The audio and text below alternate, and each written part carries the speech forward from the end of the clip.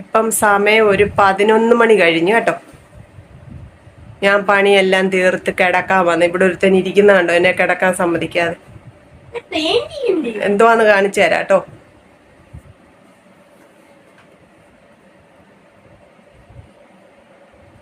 കണ്ട ഇപ്പൊ പേരൂടി എഴുതിയിട്ടില്ല. എനിക്ക് കിടക്കണം. വെയിറ്റ് ചെയ്യാൻ വയ്യ അമ്മയ്ക്ക്. അങ്ങോട്ട് നീങ്ങിയിരി, എനിക്ക് അങ്ങോട്ട് കട്ടിലോട്ട് കേറാൻ വയ്യാത്തോണ്ട.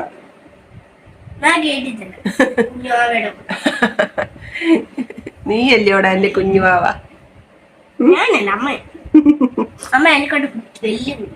ശരിയാ, എനിക്ക്